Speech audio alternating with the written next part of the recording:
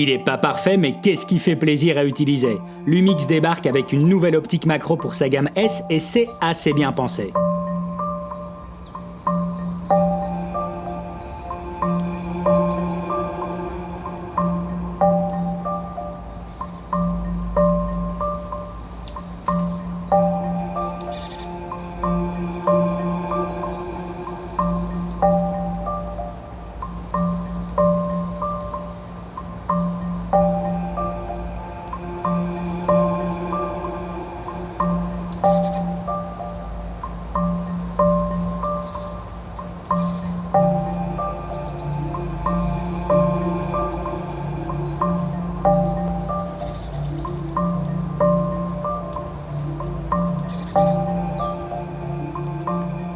Quand tu commences à filmer avec un objectif macro, t'as un peu l'impression d'arriver dans un autre monde. Un peu comme quand tu filmes au ralenti. Tu découvres quelque chose de nouveau et qui est différent de ta perception de la réalité. Tu commences à découvrir d'autres possibilités pour soit te partager ta passion, ou alors venir répondre aux besoins du projet sur lequel tu travailles. Moi, il faut savoir que j'adore utiliser une optique macro, et que j'ai fait l'erreur il y a 2 ans maintenant d'avoir revendu mon Canon EF 100 mm f1.8 macro. Je l'ai toujours regretté alors qu'on m'avait pourtant prévenu avant de le revendre. C'est tellement pratique et utile en fait. Moi qui suis justement habitué à filmer dans des laboratoires médicaux et centres de recherche, mais je te cache pas que ça fait 2 ans qu'à chaque tournage, je rage de plus avoir d'optique macro avec moi.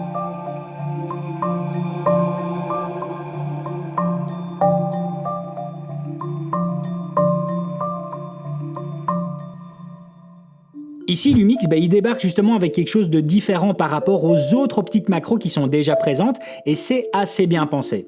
C'est bien pensé sur plusieurs points. Déjà parce qu'ils ont fait une conception cohérente par rapport à leur lignée d'optiques fixes actuelle.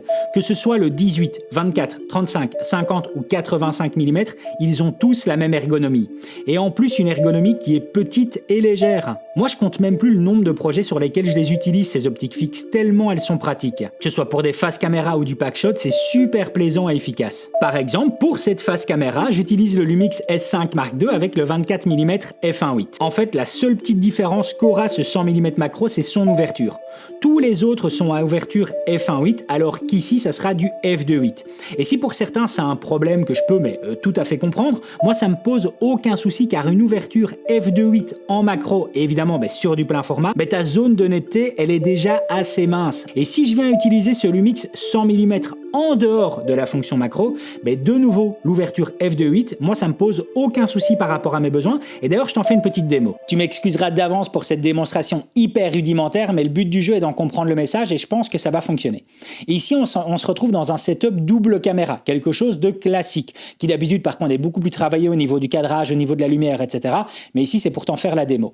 Sur la caméra principale, j'utilise le 50 mm f1.8 et sur la deuxième caméra, avec l'angle beaucoup plus serré, j'utilise le 100 mm f2.8. Pourquoi est-ce que le fait d'avoir justement une ouverture à f2.8 sur ce 100 mm ne me pose aucun souci? Eh bien, c'est pour ce genre de démonstration. La première, c'est par rapport à une cohérence avec l'utilisation du 50 mm. Il faut savoir que lorsque tu es dans un setup double cam comme celui-ci, il y a des recommandations de bon usage qui sont présentes en tout cas. Des choses qui sont un peu tombées dans les mœurs dans ce genre de setup. C'est-à-dire que en fait, par rapport à la deuxième caméra que tu viens utiliser qui est l'angle serré, eh bien, c'est de venir doubler la valeur focale par rapport à la caméra principale. Donc ici, 50 mm x 2, on obtient le 100 mm. Alors, rassure-toi, jusqu'à présent, j'utilisais le 85 mm et ça faisait très bien le job, mais là, j'ai quelque chose encore de plus cohérent. Par contre, le fait ici qu'on soit sur cet angle beaucoup plus serré, eh bien, le fait d'avoir une ouverture à f2.8, ça ne me pose pas de problème parce que de toute façon, j'ai presque besoin, et pour la généralité, je parle, la généralité des setups, j'ai presque besoin de cette zone de netteté en fait à f2.8. Donc, même s'il ouvrait à f1.8, eh bien, je ne serais pas à f1.8. Je serais de toute façon à f2.8 pour la généralité, en tout cas, de ce type d'utilisation. Donc là, ça ne me pose aucun souci. Le souci que j'avais tout le temps avec mon ancien Canon et qui était juste lié au fait que les technologies n'existaient pas encore, c'était le transfert de points avec les moteurs de l'autofocus.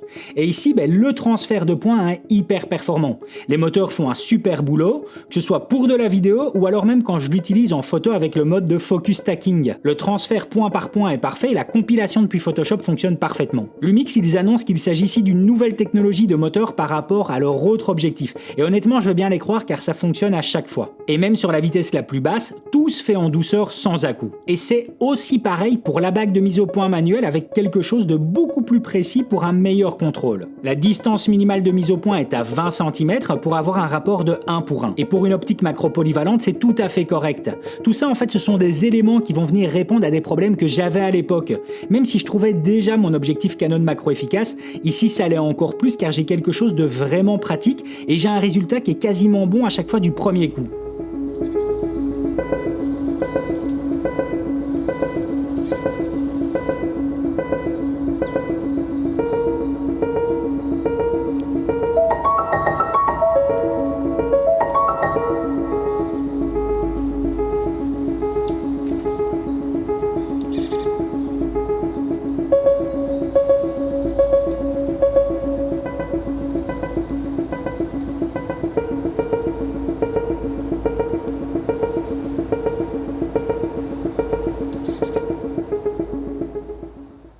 En fait, tu vois, moi j'ai vraiment l'impression que ce 100 mm macro, il a été développé pour une personne comme moi.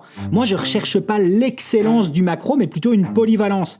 J'ai besoin de quelque chose qui est en fait fonctionnel, facile, pratique et ergonomique.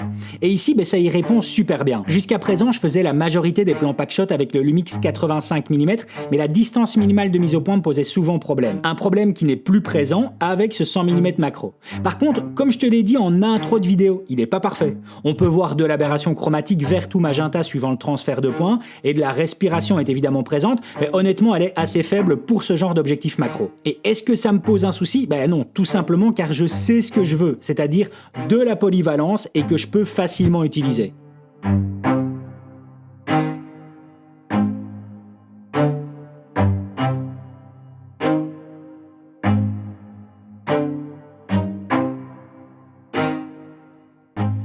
Si tu te poses des questions par rapport à son prix, il est juste en dessous des 1100 € taxes comprises. Ce qui pour moi est ok, tu vois, j'ai pas vraiment de remarques par rapport à ça, mais j'avoue qu'un tarif qui lui aurait été juste en dessous des 1000 € taxes comprises, là honnêtement ça aurait été un petit coup de maître, tu vois, de la part de Lumix. En fait, si tu reviens sur ma première vidéo du Lumix S5 Mark II, tu peux m'entendre parler plusieurs fois des avantages de cette série d'optiques fixes.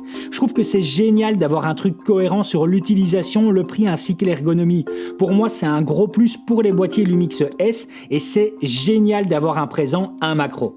Bref, il manque plus justement qu'un 135 mm pour rendre cette série d'optiques fixes ultra complète. Et si tu veux voir d'autres exemples de cette série d'optiques fixes, je te renvoie vers ma vidéo test du S5 II. A tout de suite.